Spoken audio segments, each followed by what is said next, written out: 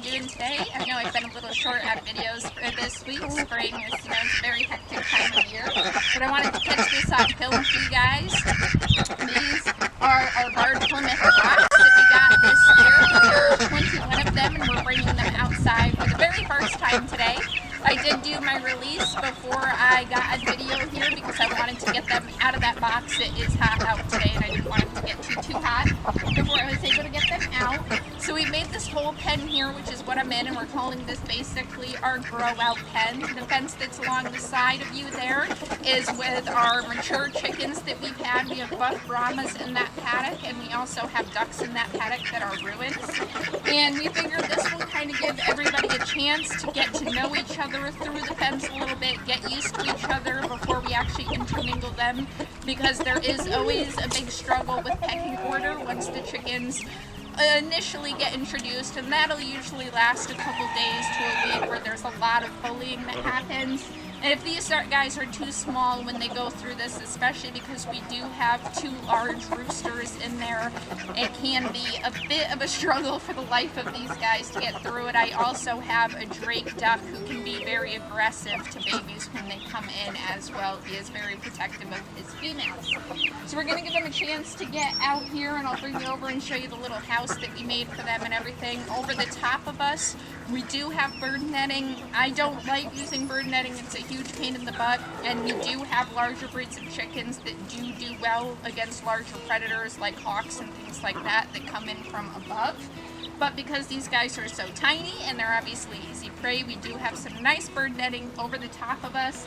And this will give these guys a chance to get into the soil and all that good stuff. And we do have them on a medicated feed still to protect them against that, to help boost their immune systems while they're getting used to the Kachi viruses and all that good stuff. I'll bring you in a little closer and show you guys who we've got over here in their little house that we have.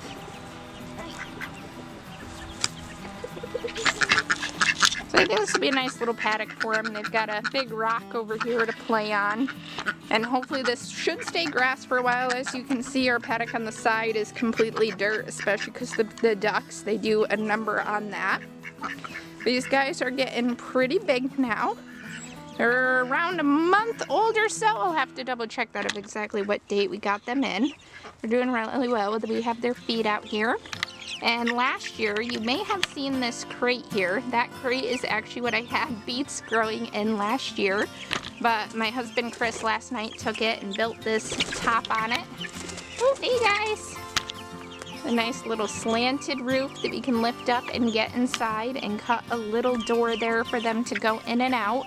And we are gonna put a, whoop, sorry about that. We do have a piece of wood that goes over that. I just have to stop at the store and get some hinges.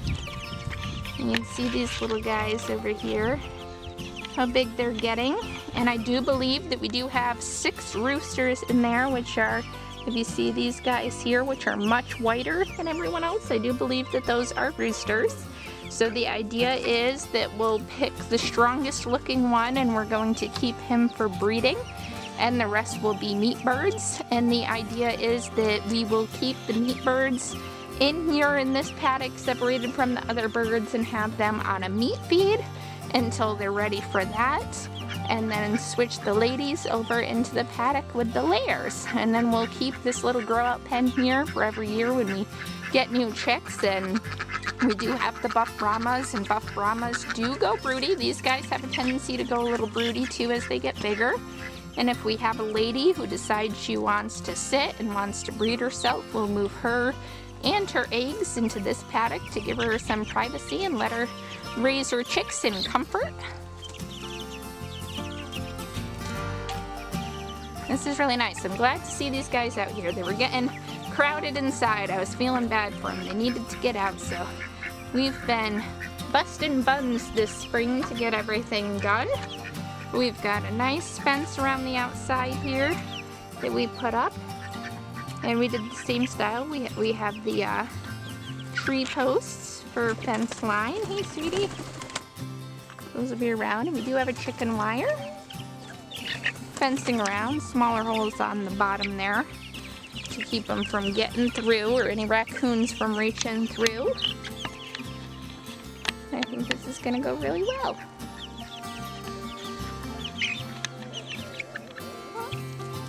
They're all gonna hang over here in the corner in the dirt where it's a little safer, it seems, until we get used to the idea.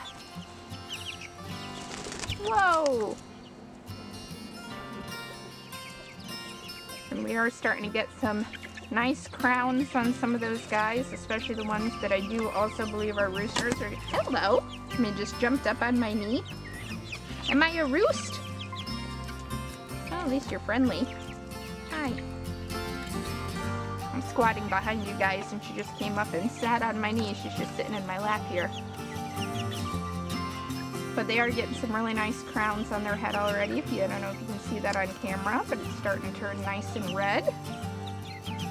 This will be good because they'll get a little bit of foraging time, and the weather's nice today for our zone. We are actually on our last frost date today, which is very early this year. I'm going based on the almanac's prediction for our last frost date. Normally, oh, can you come over and let them see you?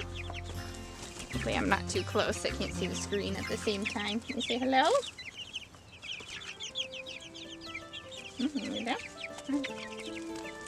I'm going on the almanac's prediction for our last frost date. Normally our last frost date lies around the 12th to the 15th, but they are saying May 5th for this year, Cinco de Mayo, so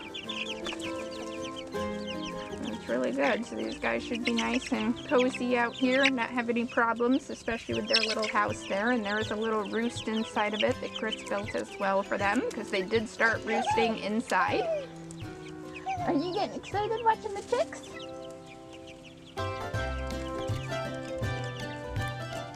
Alright, well I figured I'd give you guys a chance to watch them here, and of course we'll be bringing you out through the year and we'll definitely show you guys. It'll be a bit before that, but we will show you when we introduce them to the larger birds and mix them in with that flock.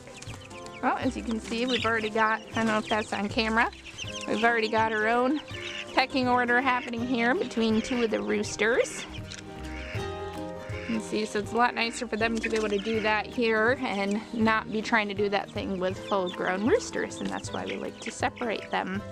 But otherwise, like I said, I'll bring you guys along and show you us introduce them to the big birds when the time comes and all that good stuff. But otherwise, I appreciate you joining in on us with this and all of our videos. If you guys haven't subscribed, definitely give it a thought, because we love sharing what we're doing around here. We're doing tons of gardening, chickens, ducks, all that good fun stuff, building DIYs. But otherwise, I appreciate all of your support. And if you like this video, please hit that like button. It is such an incredible help to us, and we really truly do appreciate it, and we thank you. And I hope that you guys enjoy the rest of your day and your weekend. Maybe get outside and get some stuff done, or enjoy your time with the family. Otherwise, I will see you on the next one. I love you all. God bless, and bye-bye. Oh, and my son's over there saying bye. Bye.